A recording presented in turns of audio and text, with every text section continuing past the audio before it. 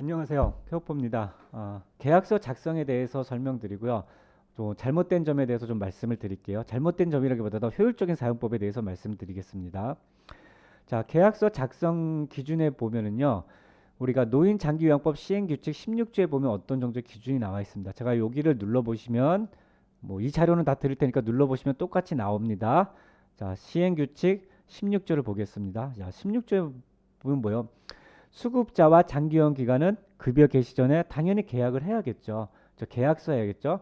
그 계약서를 작성해서 어떻게 해야 돼요? 두 부를 작성해서 한 분은 기관이 가지고 있고 한 분은 어떻게 해요?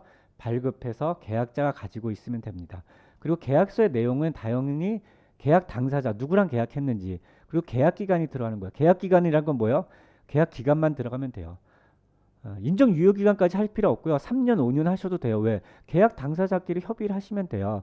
그리고 당연히 계약서에는 우리가 장기 급여가 종류가 있고 당연히 비용이 얼마나 들고 그런 게 있어야겠죠. 그리고 어떻게 해요? 비급여 대상은 뭐가 있고 식사 재료비가 뭐가 있고 그런 부분이 다 들어가서 이거 안내를 해야겠죠. 그래서 어떻게 해요?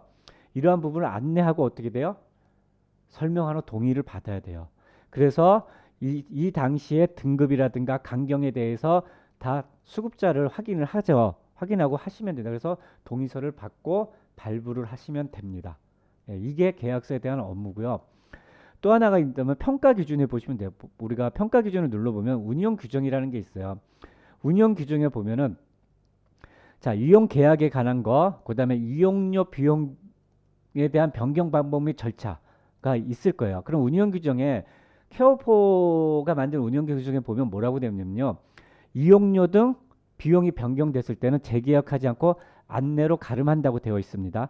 그럼 어떻게 돼요? 운영 규정에 따라 운영을 하기 때문에 케어포는 어떻게 돼요? 이용료가 변경되면 안내로 가름하게끔 되어 있습니다.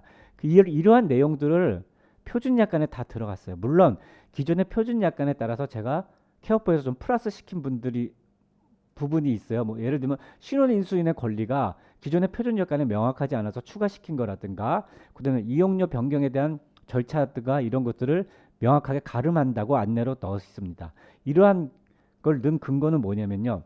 자, 공단 이용료 변경 안내를 보면 Q&A예요. 전에 이제 시설에서 나온 건데 입소 계약의 사항 중 월 이용료, 기타 비용 부담금이 달라짐에 따라 보호자 등의 적극 안내했는지에 대해서 확인합니다. 그러니까 재계약할 필요 없어요. 그러니까 계약을 하는 시점에 등급비나 강경하기 5년간 계약 기간을 했는데 그동안 변할 거 아니에요. 매년 급여 비용 수가도 변할 거 아니에요. 그때마다 불러서 재계약하고 동의하고 서명하는 게 아니라 처음 계약한 내용에 대해서 비용이 변경됐을 때는 어떻게 돼요? 안내를 하라는 거예요. 근데 우리가 공단 수가가 변경되는 거 어떻게 돼요? 전체로 안내를 해도 되지만 비급여, 그러니까 식사 재료비가 변경됐다는 거는 반드시 개별적으로 안내를 해야겠죠. 그래야지 당연히 문제가 없겠죠. 이런 거 뭐 공단 수가가 변경됐는데 왜 올리냐 이런 걸 따지는 사람은 없지만 비급여에 대한 수가는 반드시 개별적으로 안내하는 게 저도 당연하다고 봅니다. 자, 이렇게 해서 계약서 기준대로 하시면 됩니다.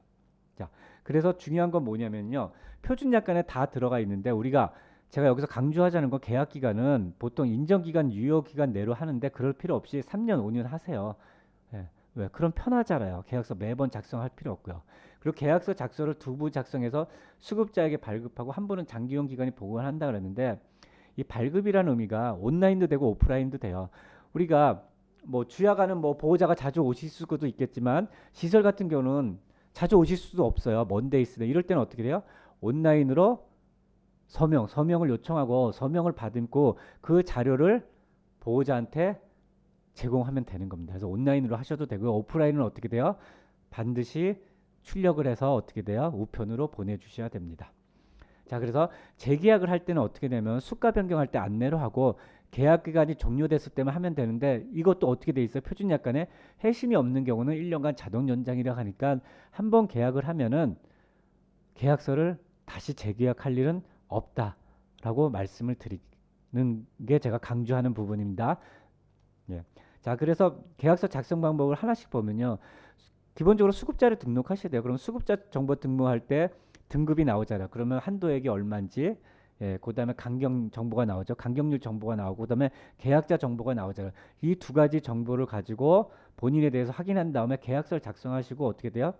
설명하고 동의라는 건 뭐예요? 계약서 서명을 받으시고 온라인으로 하셔도 되고요. 그래서 온라인으로 하신 건 오프라인으로 하시건 어떻게 돼요?